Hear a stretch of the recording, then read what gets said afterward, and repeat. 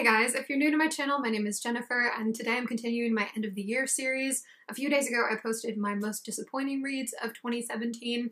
I was a little nervous to make that one, but my trash brethren turned out in the comments. I love you guys.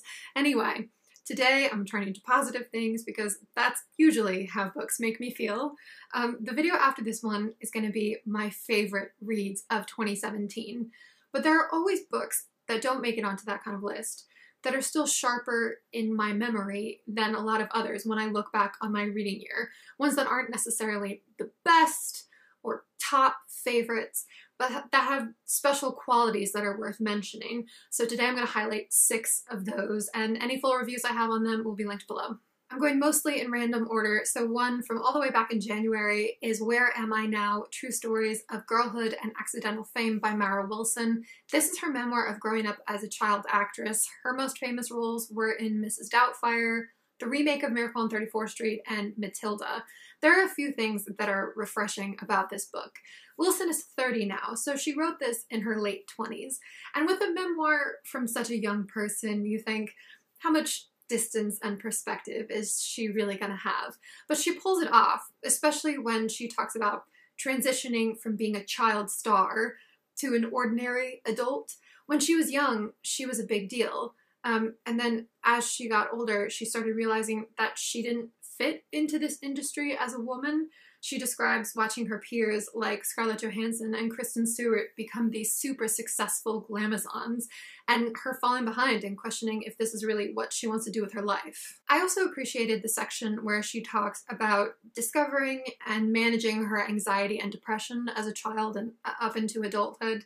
And maybe what impressed me most about this book is that she's really self-deprecating throughout, while still being compassionate towards her younger selves, which is a hard balance to strike, and she does it with a lot of grace. Next is the novel Hag-Seed by Margaret Atwood. This is part of the Hogarth Shakespeare series and is a retelling of The Tempest, and it's a deceptively elegant book about a disgraced director who begins doing theater workshops with local inmates at a prison.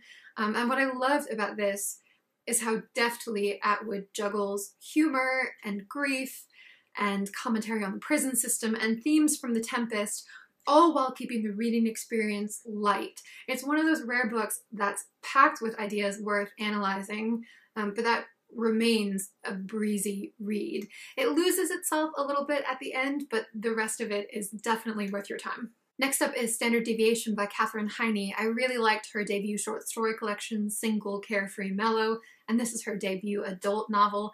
And what stands out most about this one is that for me, it was laugh out loud funny.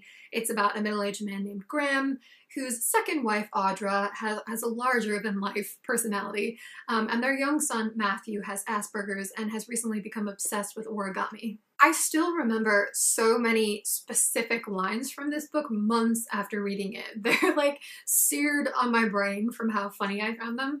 And there are some nice moments as well with Graham thinking about Matthew, how he loves him just the way he is, and he doesn't want him to be like everyone else. But he also knows that life would be so much easier for Matthew if he weren't so different. And those two conflicting truths break his heart as a father sometimes. There are flaws in this one, as in most books, and I talked about those flaws in a written review that I have linked below. But overall, it's such an entertaining read. The fourth book to mention is a graphic memoir called The Arab of the Future, A Childhood in the Middle East, 1978 to 1984 by Riyad Sattouf, and this is translated from French by Sam Taylor. This is another funny one. It had me laughing from the first page. It's about the author's early childhood with his Syrian father and French mother moving from Libya to France and to Syria. And what's so interesting about this is the portrayal of a child's experience in these different cultures.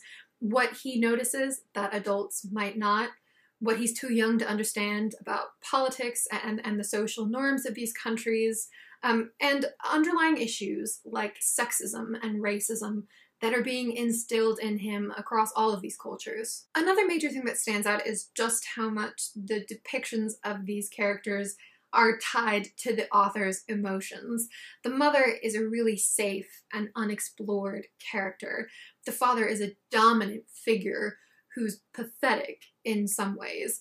Riyadh's Syrian cousins and Arabs in general are drawn really unflatteringly, in a way that's partly racist, I would say, and partly about how alienated Riyadh feels from these people who treat him like an outsider. So I really enjoyed this book and can't wait to read the others in the series. The last two are ones that I almost slipped into my best of the year video. As a critic, I wouldn't quite put them with the other books I'm gonna highlight in there, but as a reader, I had so much fun with them, and they're the kind of books that reminded me of how much I love reading, how all-encompassing it can be. The first of those is The Madwoman Upstairs by Lowell. This is one of those times when it feels like someone wrote a book for me. This is about a girl named Samantha who's the last descendant of the Bronte family. She goes to study literature at Oxford, and mysterious things start happening involving her family legacy. My favorite parts of this were the debates between Samantha and her Oxford tutor about classics, how to read them, how much of an author's biography to take into account with his or her fiction, how much blind reverence we should give to classics and their authors. I also loved Samantha's flair and awkwardness and snark. This is just a romp. I read it in a day. It dips into a lot of different things, academia, mystery, romance, without ever diving too deeply into any of those categories, and it has some trite moments, so it definitely won't be for everyone, but that's okay because I'll love it enough for all of us. The last book is The Lonely Hearts Hotel by Heather O'Neill. This is set in Depression-era Montreal and follows two orphans, Rose and Perot, who as children are abused in an orphanage, and then as adults become part of the underbelly of Montreal society. There are a lot of things that jump out about this novel. There are aspects of O'Neill's writing that I found really strange and jarring at first, but gradually I came to love them, to love how sort of scrappy and rough her style is, and her turn of phrase is to die for. There are so many metaphors in here that made me smile. The Lonely Hearts Hotel is heavy on the whimsy, and whimsy is very hit or miss with me. But this is a book that puts the brutal and beautiful parts of life side by side, and then sprinkles some fairy dust over everything. And the magical bits don't make all the other bits okay, but ultimately this is a book about people who are affected by trauma, but not defined by it. So I couldn't not mention this in an end of the year video. Let me know what you think about any of these books, or if there are books this year that really stuck out for you, even if they're not necessarily top favorites. The next time you see me, I'll be talking about my favorite books of 2017, which is exciting just to think about. So if you've been watching my channel for a little while and you have guesses as to which ones are going to make it onto that list, feel free to put those in the comments below as well. Bye guys. Thanks for watching.